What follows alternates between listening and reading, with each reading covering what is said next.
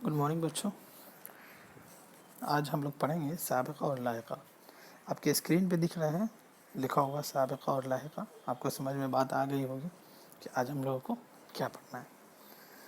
سابقہ اور لاحقہ جس کو انگلش میں سفکس اور پریفکس کہتے ہیں.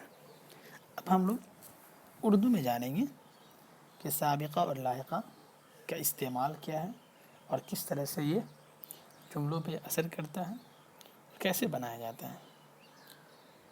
کچھ جملے دیے ہوئے ہیں، ان کو آپ غور سے دیکھو. اسے اس بات کی خبر نہیں تھی، یعنی ایک جملے کو دو طرح سے لکھا گیا ہے. آپ دیکھو گے، غور کرو گے. اسے اس بات کی خبر نہیں تھی، وہ اس بات سے بے خبر تھا. دونوں جملے ایک ہی ہیں لیکن تھوڑا سا فرق ہے خبر نہیں اور بے خبر کا. آپ آگے بڑھتے جاؤ، اس پہ بعد میں گفتگو ہوگی. تم یہ کام آسانی سے کر سکتے ہو. اس کے بعد دوسرا جملہ اسی کو دوسرے طرح سے ہم نے لکھا. تم یہ کام آسانی سے کر سکتے ہو. میں اس شخص کو نہیں جانتا ہوں، وہ شخص میرے لیے انجان ہے. احمد اور میں ایک ہی جماعت میں ہیں.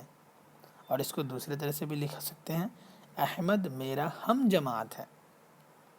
میں اس جگہ وقت پر پہنچا. میں اس جگہ بر وقت پہنچا. اس کی قسمت اچھی ہے. اور آپ اس کے بدلے میں یہ بھی کہہ سکتے ہو کہ وہ خوش قسمت ہے. اب ہم لوگ سمجھتے ہیں کہ اس کا مطلب کیا ہے. اوپر کے دونوں جملے معنی اور مفہوم کے اعتبار سے ایک جیسا ہے. جتنے بھی جملے اوپر میں دیے گئے ہیں وہ سارے کے سارے جیسے دو دو کر کے دیے ہوئے ہیں، ایک جملے کو دو بنا کر کے دو طرح سے لکھا گیا ہے. تو دونوں جملے معنی اور مفہوم کے اعتبار سے جیسے اس کی قسمت اچھی ہے، یا پھر آپ کو اس کو اس طرح سے بھی لکھا کہ وہ خوش قسمت ہے. تو دونوں معنی اور مفہوم کے اعتبار سے ایک جیسا ہے. البتہ یعنی مگر دوسرے جملے میں جو انڈر لائن کیا ہوا لفظ ہے اس میں تھوڑا سا فرق ہے. اس کو آپ اس اسٹرکچر سے سمجھ سکتے ہیں. پہلے جو حصہ ہے اس کو داہنے طرف لکھا گیا ہے، اور دوسرا جو جملہ تھا اس کو بائیں طرف. یعنی اگر اچھی قسمت تھی پہلے جملے میں تو اس کو دائیں طرف لکھا ہوا، اور خوش قسمت تھا اس کو بائیں طرف لکھا گیا. اب آپ اس کو سمجھیے. کہنے کہ اس خاکے میں، اس اسٹرکچر میں جو دوسرا جو گروپ ہے اس کی الفاظ کی بناوٹ کچھ اس طرح سے ہے. کس طرح سے آپ یہاں دیکھ سکتے ہو. بے پلس خبر کیا ہو گیا؟ بے خبر. اسی طرح سے با پلس آسانی، با آسانی. ان پلس جان کیا ہوگا؟ انجان. پھر اسی طرح سے ہم پلس جماعت یعنی ہم جماعت. وقت سے پہلے بر لگا ہوا اور قسمت سے پہلے خوش لگا ہوا. تو اس طرح سے ان الفاظ کی بناوٹ ہے، اس طرح سے یہ الفاظ بنے ہیں. کہہ رہے ہیں بے، با، ان، ہم، بر، خوش یہ سابقے ہیں. یعنی یہ کیا ہے؟ سابقے ہیں. بامعنی الفاظ سے پہلے لگنے والے حروف یا الفاظ کو سابقہ کہتے ہیں. کسی سابقہ کہتے ہیں؟ تو کہہ رہے ہیں کہ بامعنی الفاظ، کوئی اگر الفاظ ایسا ہو جو معنی دار ہو، اس سے پہلے کوئی الفاظ لگ جائے تو وہ سابقہ کہلائیں گے. جیسے ہم جماعت. جماعت ایک میننگ فل ورڈس ہے. جماعت ایک میننگ فل ورڈ ہے، اس کے آگے ہم نے ہم لگا دیا تو کیا ہو گیا؟ ہم جماعت. تو ہم کیا ہے؟ اس میں سابقہ ہے. اب آپ ان لفظوں پر غور کیجئے. شاندار، جاندار، ایماندار، پاندار. اس طرح سے آپ دوسرے جو ورڈ ہے کارگر، ستمگر، جادوگر، خطرناک، غمناک، المناک، سائنسداں، سیاستداں، نکتہ داں.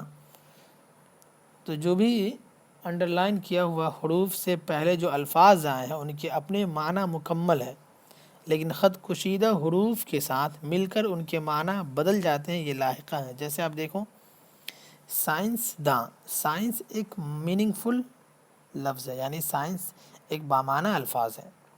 ایسا لفظ ہے جس سے پتہ چل رہا ہے سائنس ایک سبجیکٹ کا نام ہے، لیکن لاسٹ میں داں لگا دیا گیا اور اس کے معنی کو بدل دیا. تو یہ لاحقہ ہے. کہہ رہے بامعنی الفاظ کے بعد آنے والے حروف کو لاحقہ کہتے ہیں. بامعنی الفاظ کے بعد آنے والے حروف کو لاحقہ کہتے ہیں۔ اب آپ کو بات سمجھ میں آ گیا ہوگا کہ سابقہ کسے کہیں گے اور لاحقہ کسے کہیں گے۔ جیسے ہم بولیں گے دروازہ، ہے نا، جیسے ہم بولیں گے بد قسمت، تو بد قسمت میں کیا ہے بچوں؟ بد سابقہ ہے۔